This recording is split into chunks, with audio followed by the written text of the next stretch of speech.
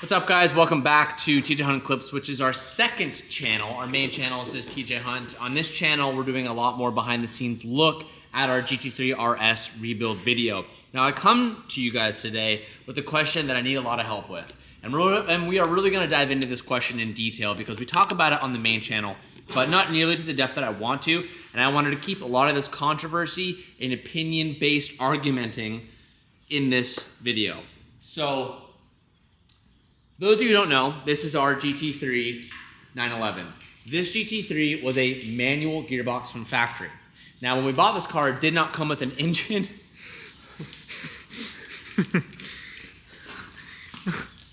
No. Oh my God.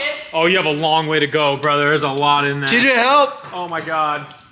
Hurry, hurry!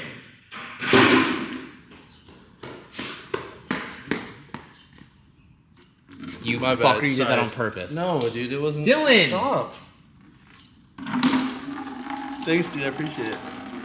Piece of shit. Piece of shit. I'm a piece of shit. This car was a factory manual, and when we bought our green one, we bought the green one mainly because it came with a engine and trans.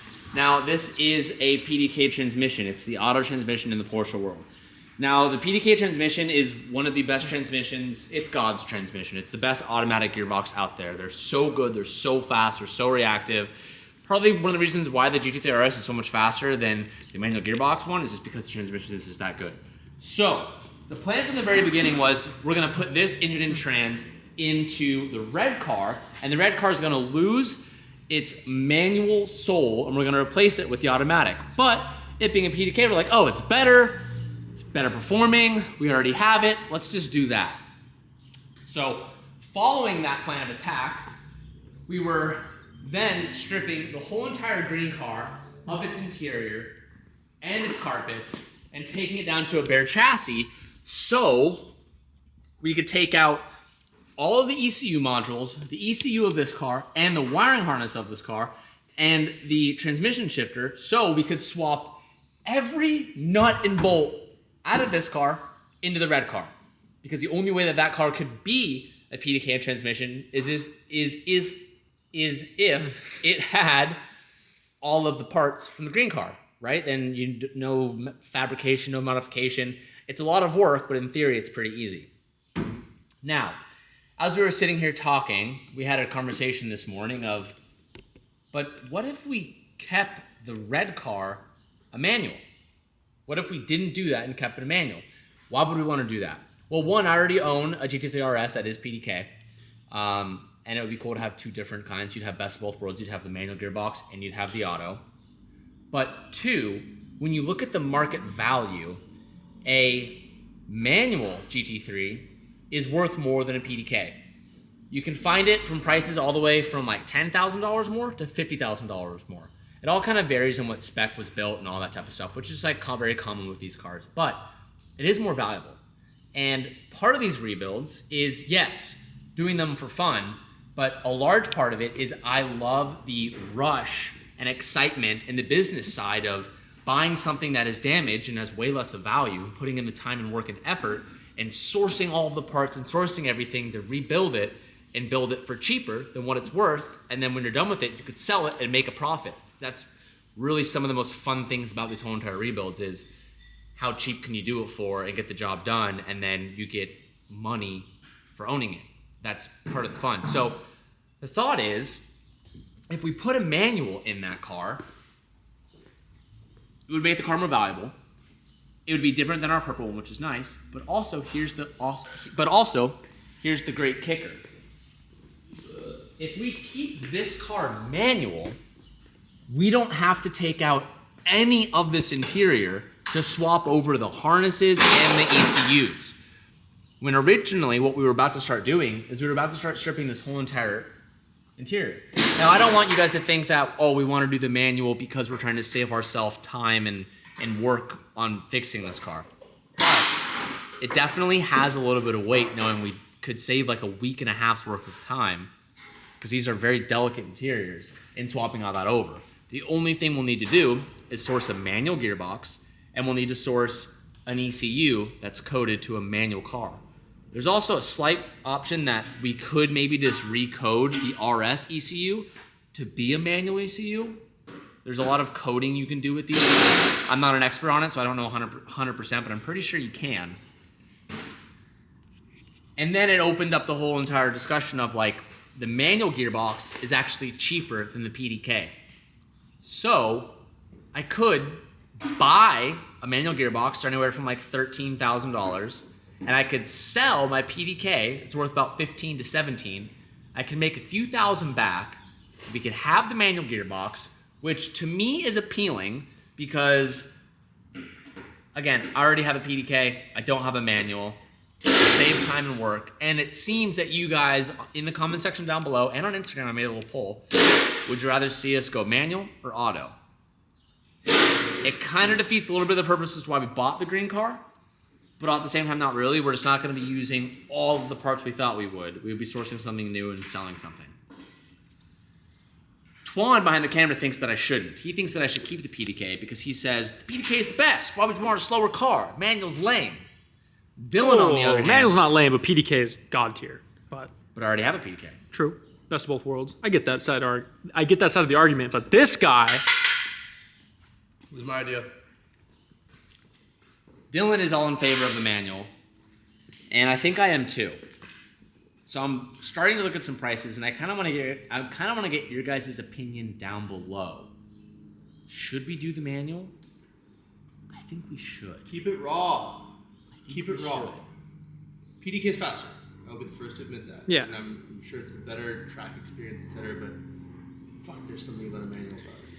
It's just the purpose. It's just the purpose. What will this vehicle serve? You know what I mean? Like, you already have the PDK, so if you want that experience of a manual, 100%. That's like kind of the thing too. Is like the purpose. If I was to do a PDK, the purpose would be the same purpose as the purple car. It would just be the purple car again. It would just be the purple car again. Yeah. And the purpose of that was I love this. This is my favorite car in the world. Mm-hmm. This is why I've already owned 2 of them. Now 3, 4. Well, I had a purple one. I sold it. And I was like, that car is so good. I need another one. So I bought another RS. But the purpose would be, hey, we have one manual and one purple. And before we get ahead of the curve, I don't know what I'm going to do with this car. If I end up loving it, I might keep it forever or I might sell it. But having a manual one would serve 2 different purposes, and it would be a higher resale value at the end of the day because the manuals seem to have a higher price point and are more sought after than the PDKs. And if we just talk about long term, this car in 10 years will be worth way more as a manual than it will as a PDK. I think purpose-wise, I think you're fucking bitching to compare the 2 on track and see not only which one do you like more, but which one actually has a better time in your hands or someone's hands, whatever. I think taking them both to the track is sick. So that gives them both purpose. I think this one will have a losing hand to start with because it's technically not an RS. Like, that thing has a bit more leg up regardless. Yeah, but as we weight and tuning. So hear me out. Once we're done with this, right? The tune, the exhaust, drivetrain-wise, other than the manual versus PDK, they should be relatively identical. Can you tune PDKs? Yes. There's a transmission tune, right? Well, I don't know if... Like, I don't know if BMWs you have... PDK, but see, this is where what you just said like kind of goes out the window because what's going to be the difference of this car and that car once we're done building this? It's just going to be a just wing. body. Yeah, like I'll be honest, so new to these cars, but from our research the past week or 2, like it seems as if spring rates are like weight, sure. But the RS has a lot more carbon fiber and weight savings. Yes, weight will be a thing. But like as far as like the active toe, the motor mounts, It's all the same. And we're going to be putting an Olin suspension, which is going to be better than the factory suspension that I have on my purple one. And I think it was like someone was saying it was just springs. So right, so like mechanically, suspension wise, and drivetrain wise, the difference between your purple RS and this car, barring any other modifications we're doing, is probably going to be like 300 pounds. It's like ECU Yeah. and weight. It really is just styling. It's front fenders, rear fenders, and pull straps for the most part. Yeah. Apart from weight savings. And we have and downforce of the wing, but we're Yeah. going to have somewhat of a downforce. But like this car will be the same thing as my RS because we're going to tune this engine to be just as fast as the RS engine. It's going to have the same exact exhaust setup. It's going to be a little bit heavier. It's going to have a little bit lesser of brake performance, but it's also going to have a better suspension setup than my factory RS. So it's like performance-wise, other than this one being a manual and a PDK, it's going to be the same thing as an RS. I think for me, that's the purpose in my mind. Whether it happens or not, I think the purpose is to see the difference of the two on track, or just to see which one you like more. Like, Does AP make a brake They setup do, that can yeah. fit 18s? Yes. Okay. yeah. But like too Also, much. their Yeah. stuff is Yeah. just- Fuck Their that. stuff is like probably like Mega- 15 grand. mega It's for- expensive. incredible, but they're like, we know what we have. Yeah. Like trying to find air jacks for the M4 was like, they just like put them into the world. Someone buys them. It's not like they have a website that's promoting anything or anything like that. They're like, we make the fucking product. You know you want it. Come find it. Yeah. Yeah. So it's like the brakes are going to be really expensive. They're not going to be much better than the carbon ceramics or much better than the seals. I'm sure they're worlds better, but PCCBs are fucking amazing. is but that the factory? yeah. Carbon I ceramic. mean, option. as you can tell, this conversation has a lot of depth to it, and we've been talking about it all morning. And right now, I'm leaning towards ordering a manual transmission as soon as possible to get it here, because when I think about driving this car in manual, I think about when I drove the 997 GT3, which is like one of the cars I want to own at one point in my life, but there's been other things that have come up. And the best thing about that car was the gearbox. The car and the way that the gearbox felt was so awesome. And partly the 997 has a bit of like raw feeling that the 991 doesn't have, just because of technological advancements with drivetrain, suspension, and setup and stuff. So like there is that to be said, but it felt amazing in manual. And when I think about that, and then I think about doing this, that past experience is really overflowing and is like taking over my thought of like, ooh, screw the PDK. I want to have a similar feeling as that. So I want to know your guys' thoughts down below. Am I silly for doing that? Does it pull away from the original purpose of the green car? But at the same time, like if we can sell some parts to make more money and continue to build on, like I'm like, screw it, screw the PDK. We bought that for the PDK and the engine, but I mean, you still get in the seats and the motor. still get the seats and the motor. Yeah. Yeah. And you guys will get to see it faster, to be totally honest. Like, I The don't know. build will happen faster. What's that? You're right.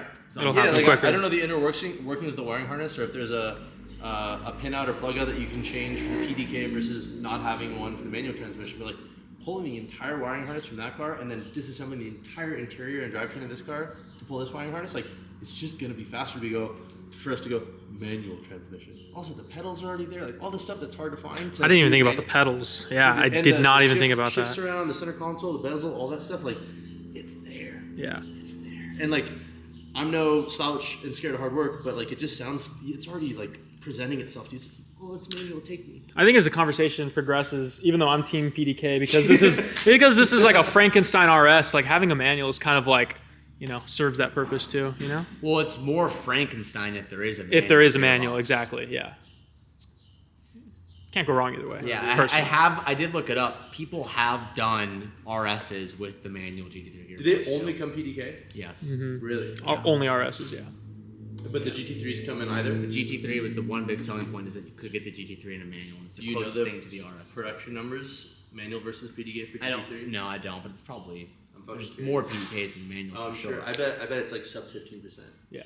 Now here's my question that someone probably knows. Are the PDKs and the GT3 and RS different? Or is it the No, it's the exact same same thing. thing? It's the exact same thing, okay. Yes. What we've learned is a tune. It's just a tune, The tune right? / ECU are the only differences. The two For the differences drivetrain. of the car are weight, aero, Spring rate. spring rate, That has ITDs. tire width. Well, no, it's the same setup on both. Engines are identical. And Oh, then they're dot just two, dot two. tuned. Yeah. It's kind of like the RSQ8 and an Urus. Same engine, same ECU, just tuned differently. What? Yeah. You know the RSQ8 has a faster Nürburgring lap time than the Urus? Wait, Yeah. the RS. It's an Audi. Sabrina's SUV, Oh, yeah. the copycat Audi version. Uh-huh. It's like 200K less. It's the same car, minus interior bits and Yeah. styling, but And a they're the badge. same engine. Damn. They're just tuned differently. What? Same thing. And the exhaust setup's a little bit different, but Yeah. other You than can buy that, an exhaust. You can buy a tune. Yeah. yeah. So I don't know. I kind of want to make a manual. Weigh in down below. Do what you So gotta I'm reaching do. out to you guys for some help. And while we're on this topic of the GT3, Tuan, come with me. In the last video, I told you guys all the engine parts that we ordered and how much we spent all of it. Good news, the parts are already here. They just got dropped off from Porsche. They're right in there on that box. But we ordered two major pieces of the puzzle for the red car. So we'll go into the office. I'll give you the price breakdown on both of those very quickly. Twan, take a seat. Should we show them a little sneak peek? Oh, that doesn't come out yet. Sneak But peek. It's a little mini sneak peek. Hunt & Co. is having a new drop on Friday.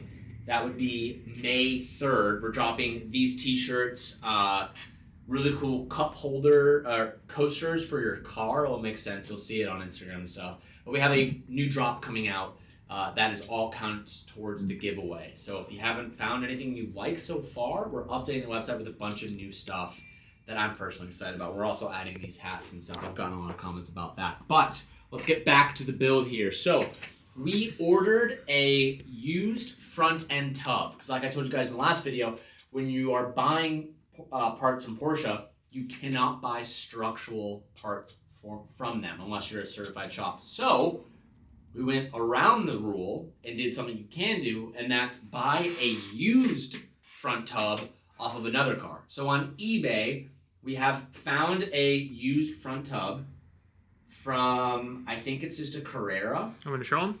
Hold on, let me pull it up first. Here we go. It will be here on Wednesday. And bear with me, you guys. I can't show, it won't let me show the listing, but I can show you this. So we have purchased this front tub, which from Porsche is about $20,000. And this comes with the front latch that we need. That's It nice. even looks like there's a harness in there. I don't know 100%, but this I purchased for a price of $6,999 with taxing and shipping included. Comes out to $8,000. And then I have also ordered a front bumper, which I don't know if I can find the listing for it, but I know how much I paid for it, so all is well. I bought a complete front bumper for the car. Here it is. Your order. Oh, and it's already guards red. And it is guards red, which saves money. I bought this with shipping for about $9,500. So that is a Porsche 991.2 front bumper, the exact front bumper we need with all of the plastics, which when you buy these, you can buy just the front bumper, but that doesn't include all the fascia and trimming and LED lights and all the back housings and all of that stuff. And this one is already painted in guards red, which is going to save us about $1,000 in paint. We bought that for $9,500, which makes our total so far for this video about, what's 9,000 plus 8,000, about 17, we'll call it $18,000 on the front end. We're still going to need to order some auxiliary radiators and some lines and headlights, all of which we haven't ordered yet because we're still waiting for everything to come in so we can make an accurate list. So we can make an accurate list because we don't want to over order. But so far, with what we spent in the last video, it was around $2,000. We are about $20,000 in parts into this build, and our starting point was about $105,000. So right now we're at $125,000. Keep in mind this car brand new, if we were to buy it right now, is about $210,000. I'm estimating, if we don't run into anything silly, I'm estimating that we should be able to spend under $135,000, at worst under $140,000, to get this car back on the road. But remember, and we'll make a full video doing the cost breakdown so you can see how we're doing this, but we have a bunch of parts from the green RS that we are going to be selling. I imagine on a good whim, we could probably get close back to $30,000 of parts from the green car sold, which would put us probably around just over $100,000 to rebuild this whole entire car once we have sold everything else. That right there, ladies and gentlemen, is a good flip and a good buy and a great rebuild. And I hope that by you guys watching these videos, you can kind of see how the logic and math happens when you buy these crash cars. Because again, owning the cars and driving them is really cool. Owning them for way cheaper than what they're worth is even cooler. But what's even better than all of that is doing it and enjoying the process of rebuilding it and making a little bit of cheddar at the end of the day. And with that, I hope to see a big debate down below because I want your guys' feedback on the PDK versus manual transmission argument. I'm leaning towards manual. What are you leaning towards? I'll see you boys in the next clip.